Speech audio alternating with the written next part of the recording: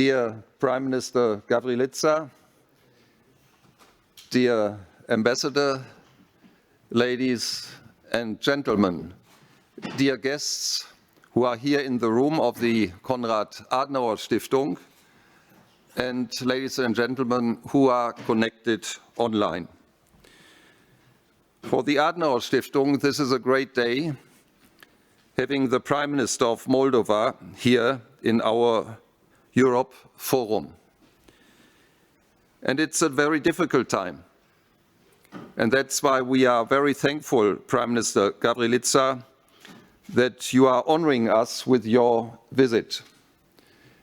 And the chairman of the Konrad-Adenauer-Stiftung, Professor Dr. Norbert Lammert, brings his best regards to you, Prime Minister, to the ambassador, and to all of you who are here in the room or who are connected outside. Unfortunately, he has an obligation, a commitment since many, many weeks he had to follow. Otherwise, he would have been here. And so I have the honor to represent Professor Lammert. We are meeting in a very, very difficult time. The war of Russia, or rather to say the war of President Putin against the Ukrainian people, is not only worrying for the Ukrainians, but it is an attack on all of us in Europe. And my recommendation is, and I think this is a position of the Konrad-Adenauer Foundation as well, that the European Union, including Germany, that the Western world and other countries should give all support to our Ukrainian co-Europeans, all support morally, economically, financially, and as far weapons of defense are concerned as well. And tonight we will hear the Prime Minister of Moldova to listen. And this is my recommendation, that we listen. What are the challenges for the Republic of Moldova now and maybe in the weeks to come? We will hear the Prime Minister, and before we hear the Prime Minister, we will listen to the designated ambassador. I just want to give you one figure. That's the only thing concerning now Moldova, what I'm going to say. If one compares the figures of the refugees who stay in your country, I think it's more than 100,000 who stay and more than 300,000, almost 400,000 who come through your country.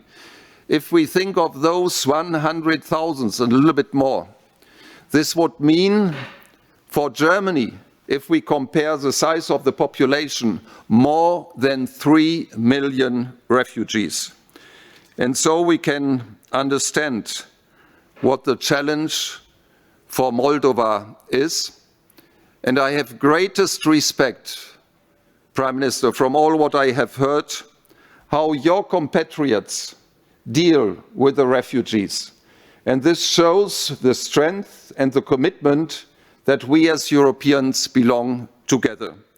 And we should give all our sympathy and support to our Ukrainian friends.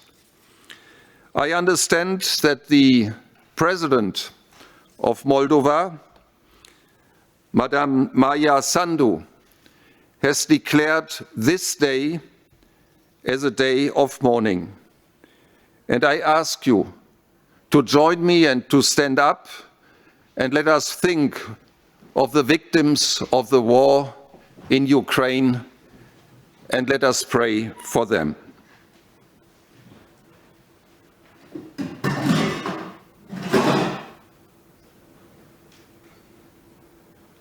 I thank you very much.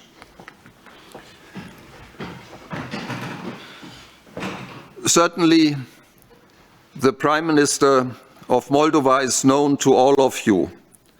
But if there might be one or two, not in the room, outside the room, who has not yet read the biography of Prime Minister of Moldova, I want to give some information.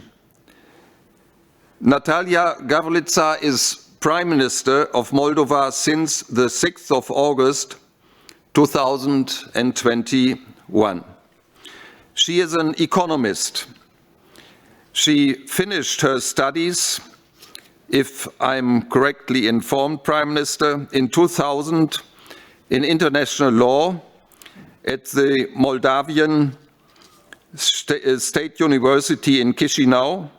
In 2005, you got a Master of Arts in Political Policy at Harvard University.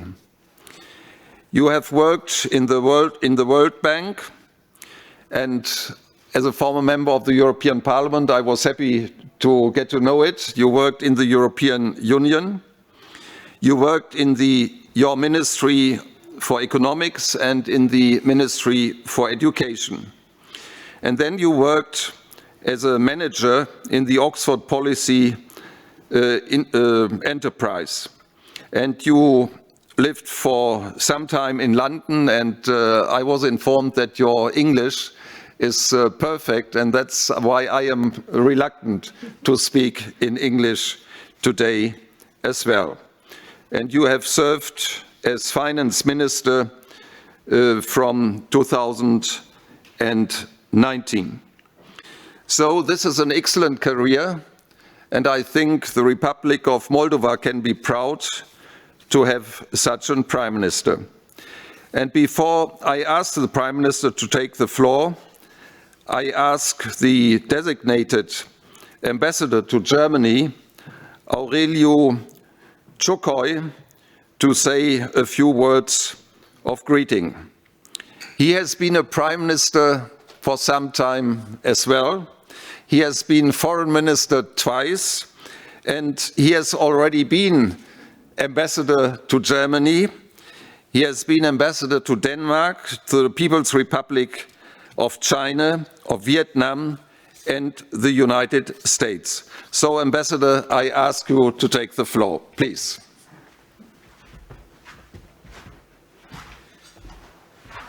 Well, thank you very much, Dr. Pöttering. And allow me in first line to thank you so much, dear colleagues from Konrad-Adenauer Foundation, for your availability and disponibility to organize in such a rush time brackets this event here in Berlin with the occasion of the visit of Moldovan Prime Minister Madam Natalia Gavrilytsa here. And I know that it was not easy for you to arrange everything, but moreover, it deserves a full respect from our side towards you, dear colleagues from Adenauer Foundation here in Germany.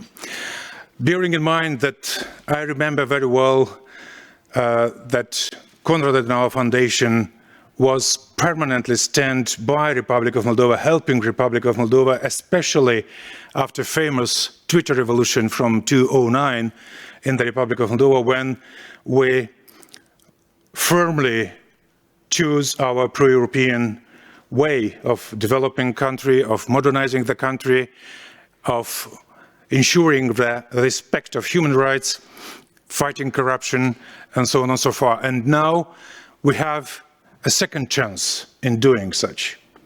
That's why I really appreciate the efforts done by colleagues from Adenauer Foundation in helping Republic of Moldova in achieving such a goals, together with our other European partners who are stands by Moldova in helping Moldova to modernize itself as quick as possible and to make ourselves eligible for becoming a full-fledged member of European Union, hopefully as soon as possible.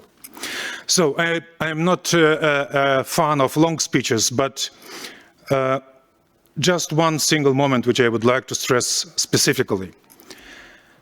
I am proud about my nation, and I am proud about how Moldovans have met the refugees from Ukraine, getting them to the private apartments, getting them to houses, and helping these people who are in need, especially in this critical period, in this tremendous time which Ukraine was hit so unhuman with this war. That's why we do believe that tomorrow, during the conference here in Berlin about Moldova's resilience on managing a refugees crisis, will give a new impetus to my country, to our country, in order to manage it much better, not in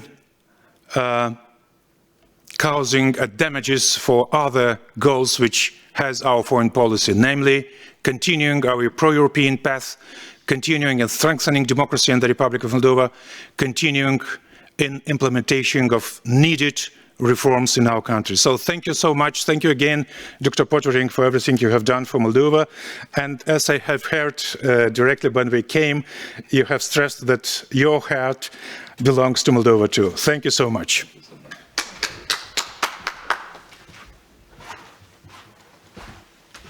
Thank you so much, Ambassador, for these kind words. And I want to thank some of our officials of the Adenauer Foundation who are here in the room and did a lot of work to prepare the visit. First, Katja, to you, Katja Plate. She is representative of the Konrad-Adenauer Foundation now in Bucharest and in Chisinau.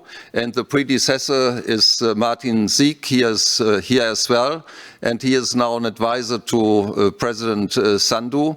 And I want to thank Philipp Wölbon as well for the preparation that we can have this conference, and especially the people who are watching and listening to us from outside. And now, dear Prime Minister from Moldova, we have the honor to ask you to take the floor. Please.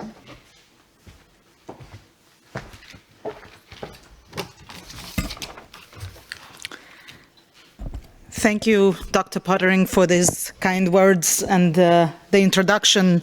And dear guests, it's a great pleasure to speak to you as a guest of the Konrad-Adenauer Foundation here in Berlin.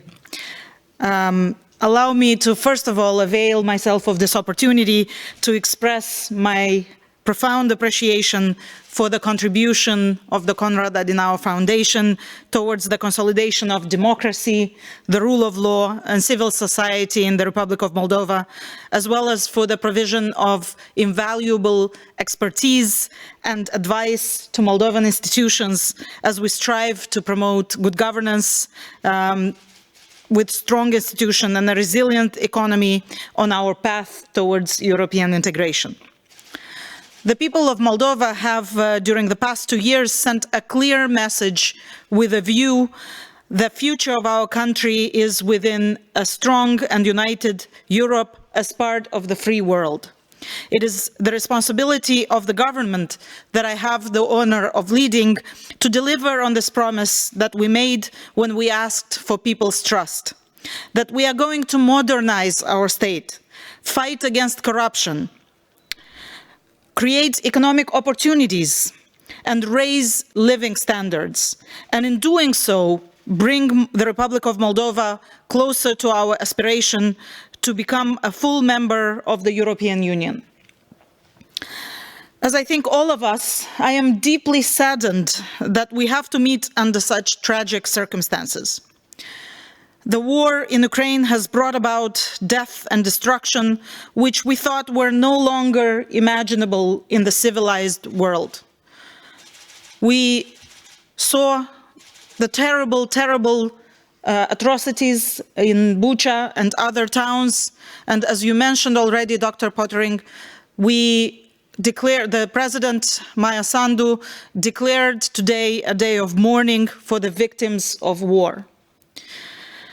The Republic of Moldova has aligned itself to the community of civilized nations to condemn this war by supporting the decision to suspend Russia from the Council of Europe, by co-sponsoring the 2 resolutions of the UN General Assembly condemning the aggression against Ukraine. And from the very onset of the invasion of our neighbor, we have done everything in our power to help people fleeing from Ukraine who needed shelter, nourishment, or simply a safe path towards third countries. As you mentioned already, as of today, about 100,000 people have found a place of shelter, a home in Moldova. Almost half of them are children. So this is a particularly vulnerable population of single mothers, the elderly, and children. And this is out of a total of more than 390,000 that have crossed Moldova since 24th of February. Despite our limited resources, thanks to an unprecedented mobilization of the Moldovan society, ranging from state institutions to non-governmental institutions to private sector organizations, volunteers and regular Moldovan families, we were able to provide refugees with decent conditions. Coping with the influx of such a magnitude was one of the biggest challenges any Moldovan government has faced in the past 3 decades. But as a prime minister that represents the party of action and solidarity, of course, I knew that the right course is to do everything possible, and sometimes even what we thought was impossible, to show solidarity with the refugees through actions to help and to comfort them, to provide services to those in need. Yet, despite this beautiful display of humanity, there is a grim reality that we have to face together with our European partners. We are here at the Konrad-Adenauer Foundation among friends, so I will be frank.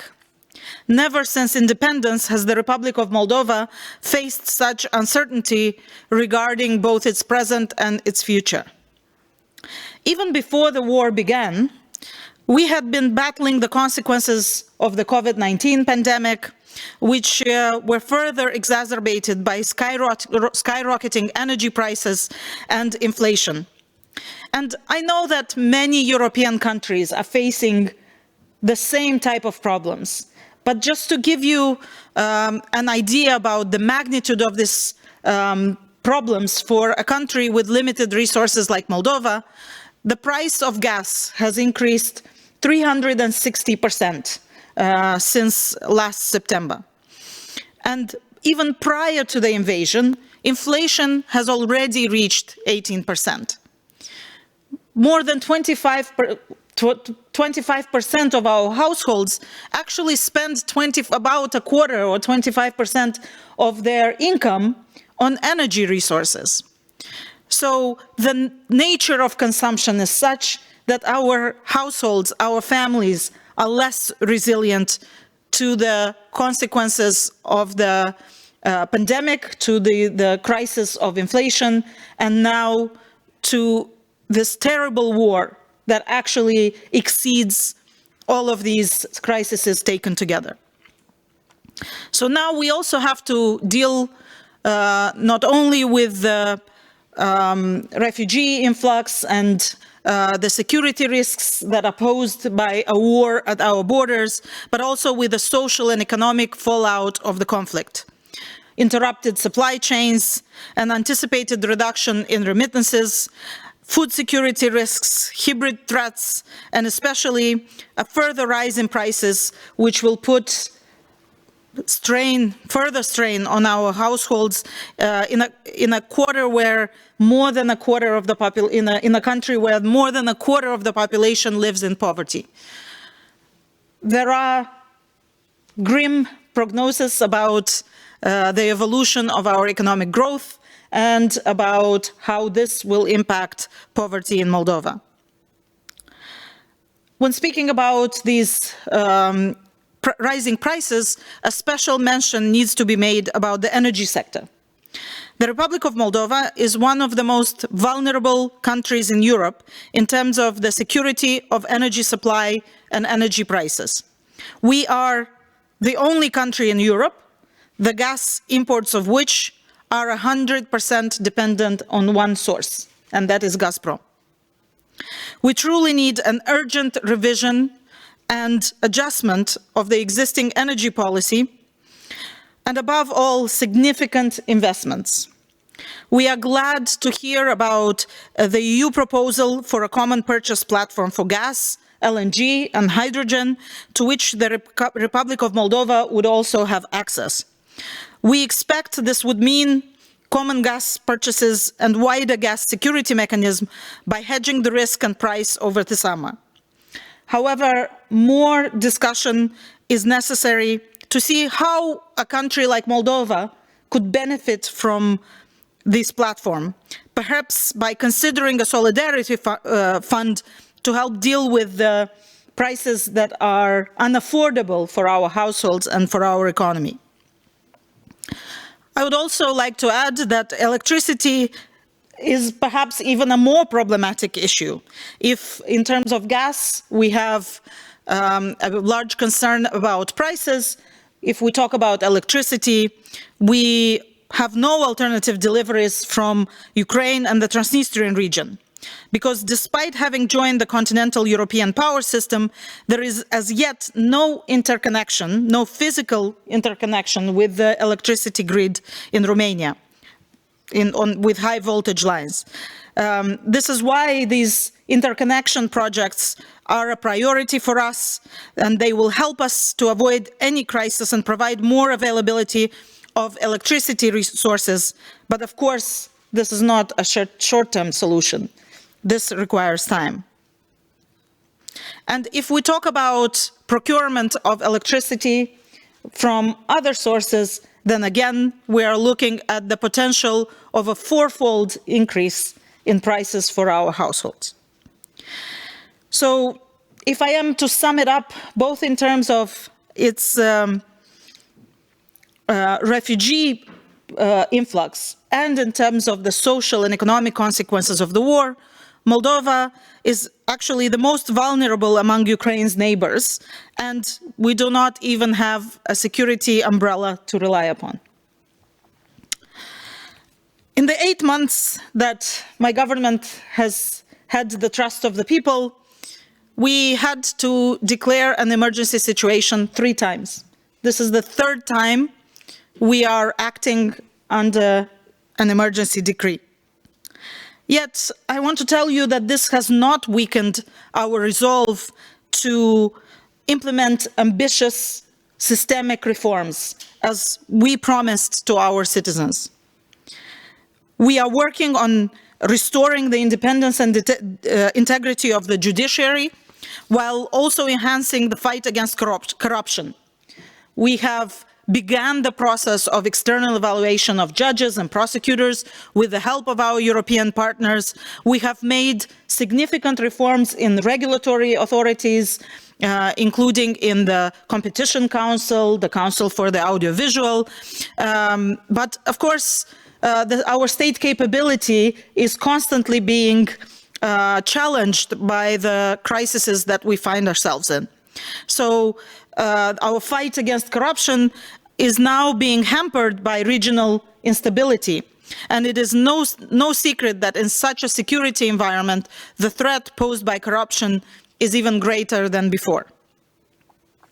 Before the war, we had also counted on improving the investment climate in order to attract foreign direct investment to the Republic of Moldova.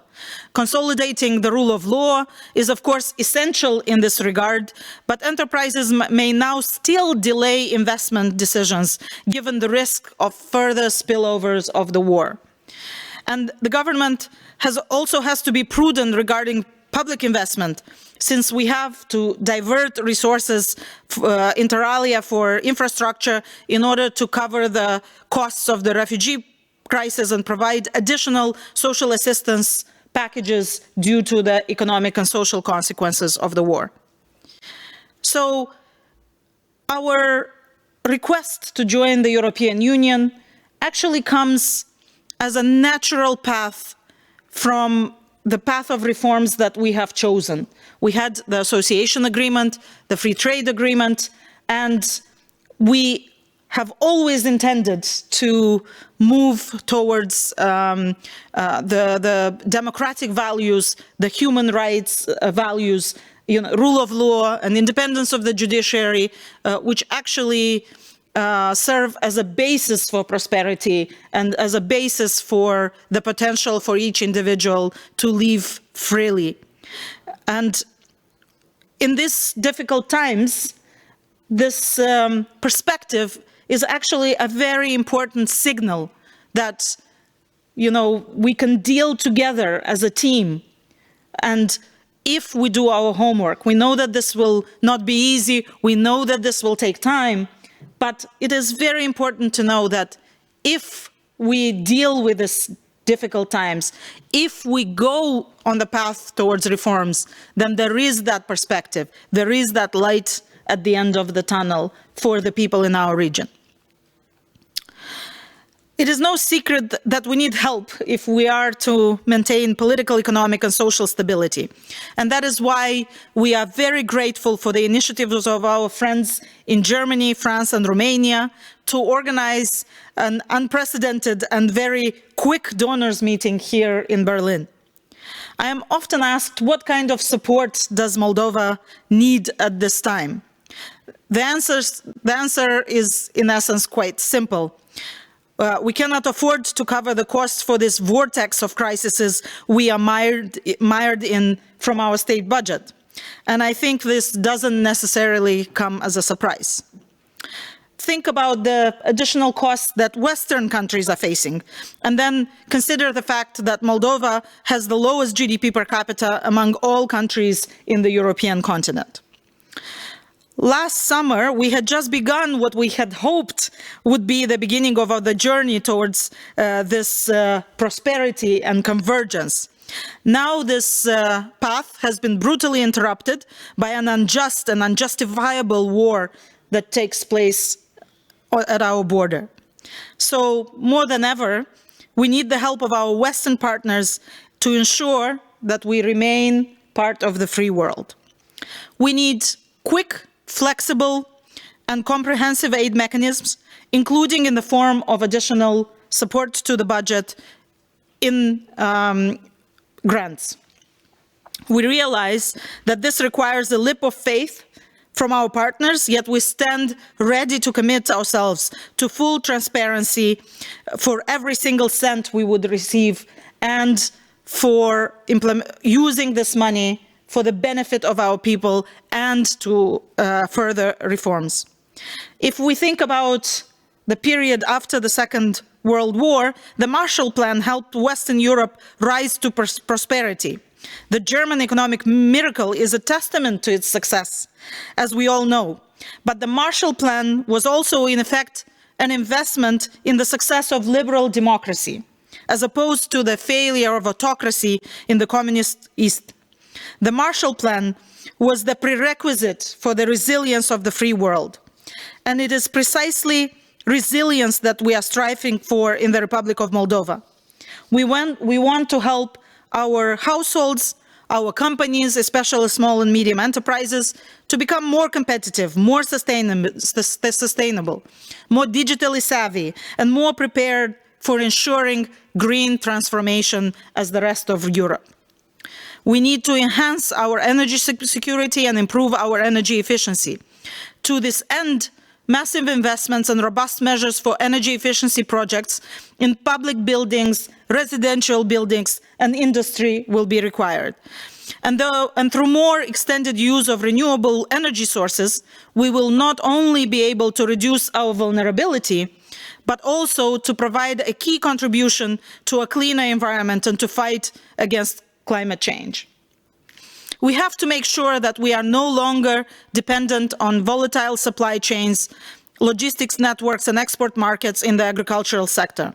Consolidating food security is therefore also highly on our agenda, and it is important for the entire region and the entire world this year. We are also well aware that at our borders, but also within our country, we are facing new challenges stemming from the volatile security environment and transnational criminality, but also from what have become known as hybrid threats. We are working towards strengthening cybersecurity and the fight against misinformation and fake news. And we are committed to help those who are the most vulnerable people in our society, who are having to deal with economic hardship and are at risk of social exclusion. These are not just empty words. For our meeting tomorrow, we have prepared a comprehensive list of concrete projects with measurable objectives and benchmarks in all these fields, for which we hope to obtain the trust and assistance of our European friends. A resilient Republic of Moldova represents not only a contribution to a resilient Europe, but also to a more resilient Ukraine, the country which most needs our full support and solidarity as we try to keep alive the vision which Chancellor Konrad-Adenauer summarized in the German Bundestag in December of 1954. The unity of Europe was a dream of a few. It became a hope for many. It is today a necessity for us all. Thank you very much.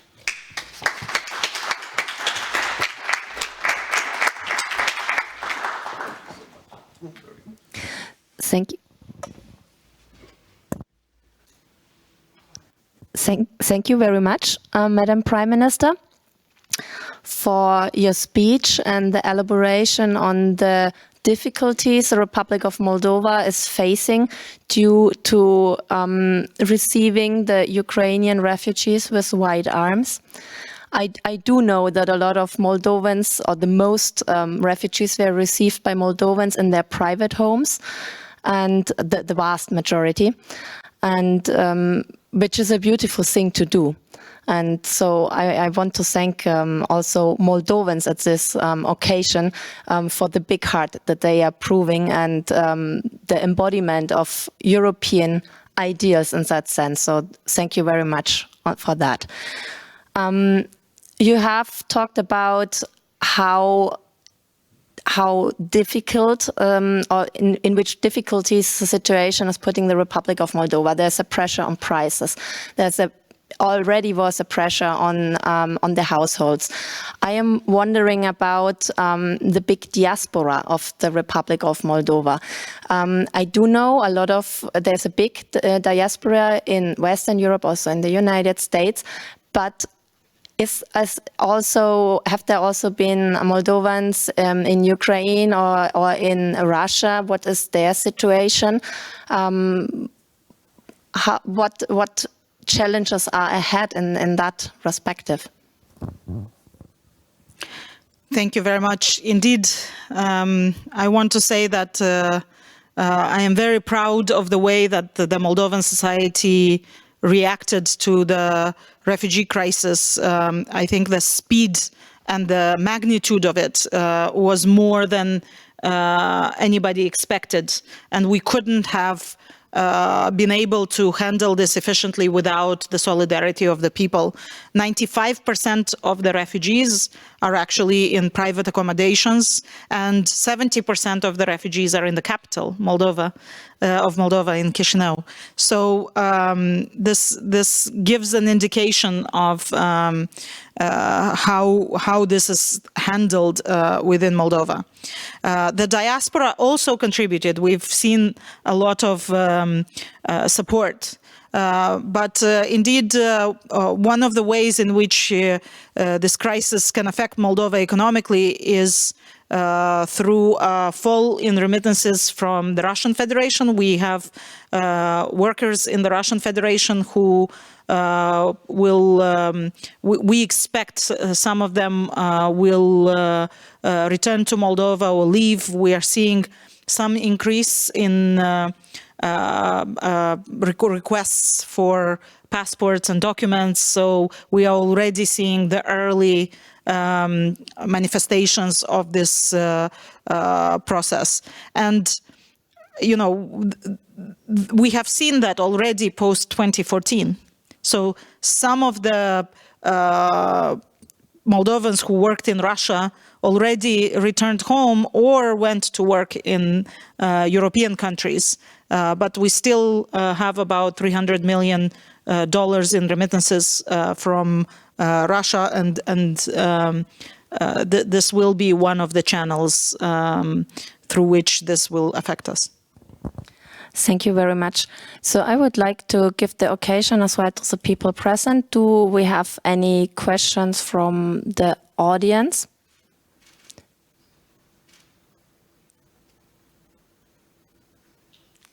It doesn't look so tonight. So then I will take up on the occasion of asking another one, because I actually do have a lot. I want to take profit of having you here.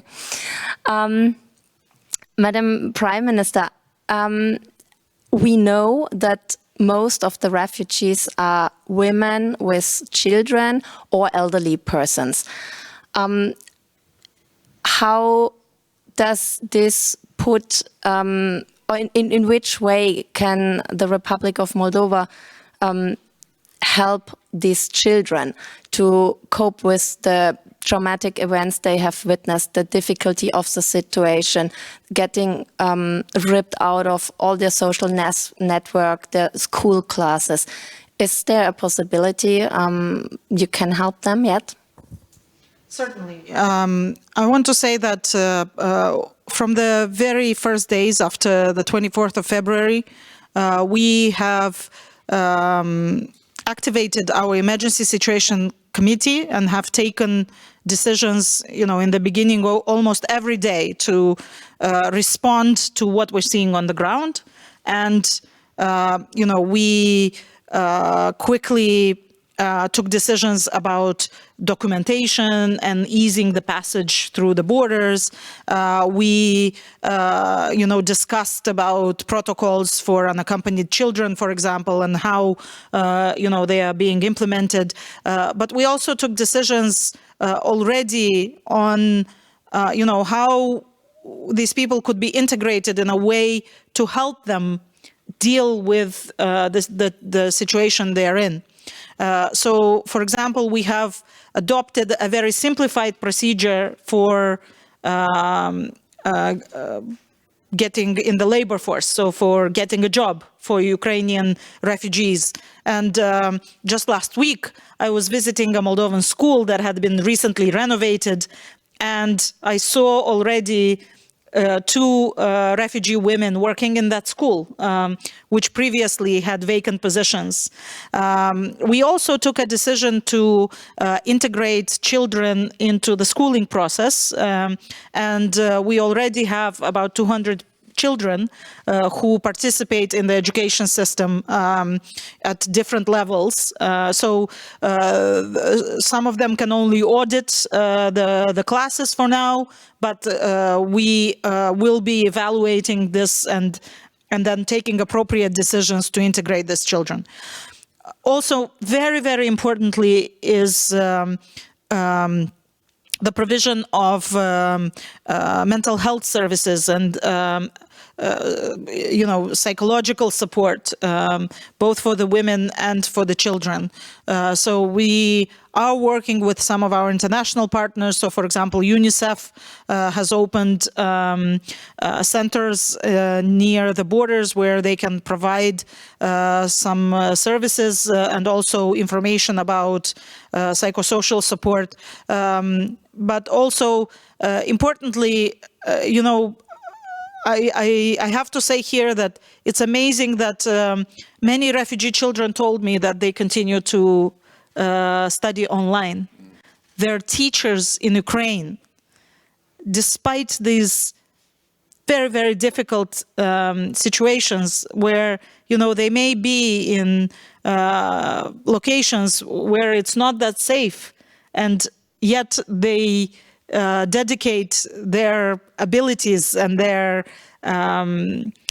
time to teach it, to keeping some normalcy for their students, and I find this absolutely heartwarming. So I was very glad to hear that Ukrainian children continue to study online, even as they are in Moldova or in other countries.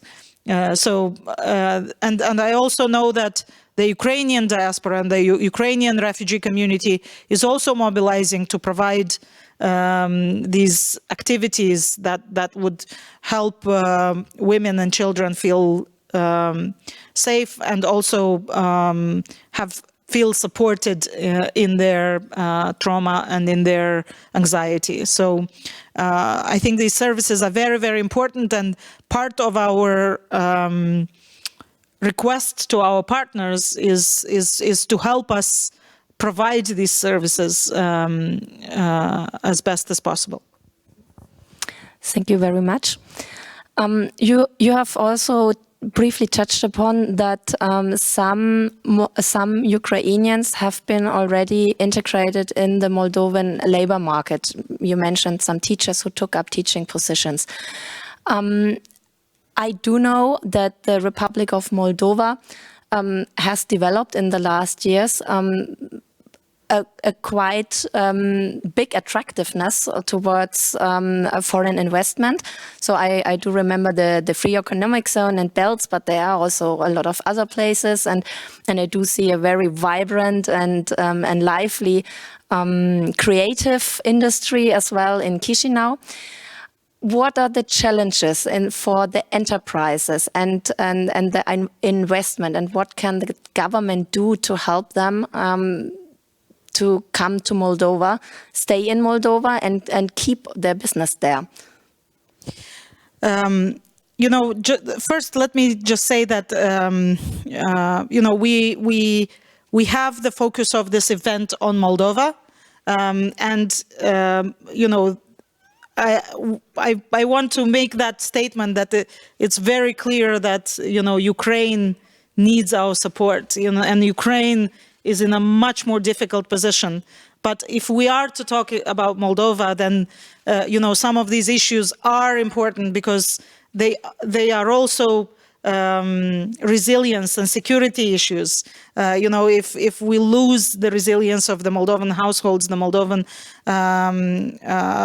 companies, if we lose political stability, then actually we create sort of destabilization on the western border of Ukraine. So these issues do play a role and are important to be discussed. And in terms of investment, we had very high hopes. And now it's a matter of confidence. You know, I think that it's when there is a war nearby, when you know, there is a lot of uncertainty. It's not clear how things will develop. You know, when will a ceasefire be achieved? Will it be achieved? You know, how long it will last?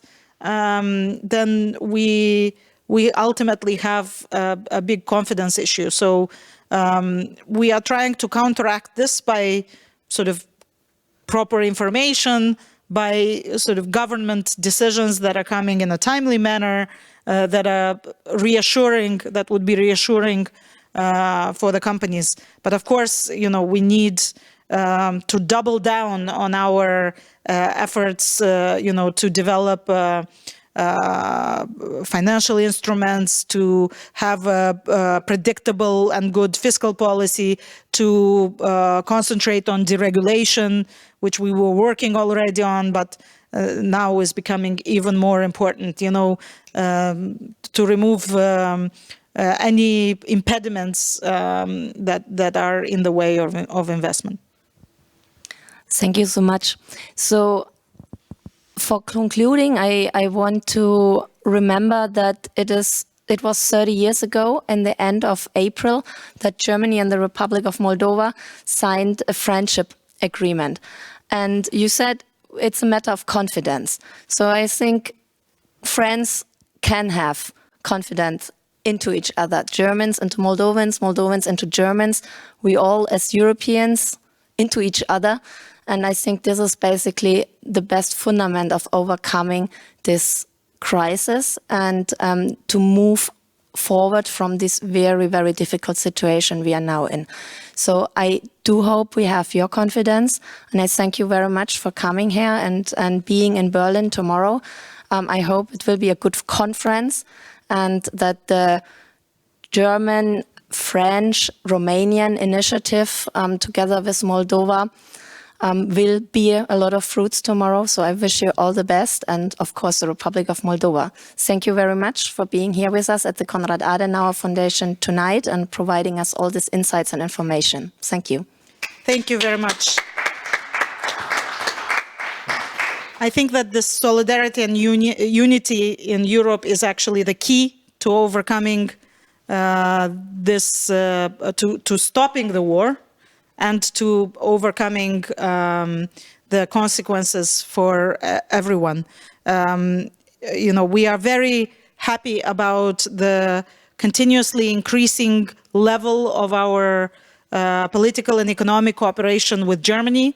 This has been accelerating before the war, and we've seen true friends, helping us right away through the European Union civil protection mechanism, through donations, through increasing support. We are very grateful for this initiative to organize the event tomorrow. And, we've already had some very good discussions with the Minister of Interior, and we will continue, and I'm sure that we will overcome, all of us, stronger in a united Europe. Thank you.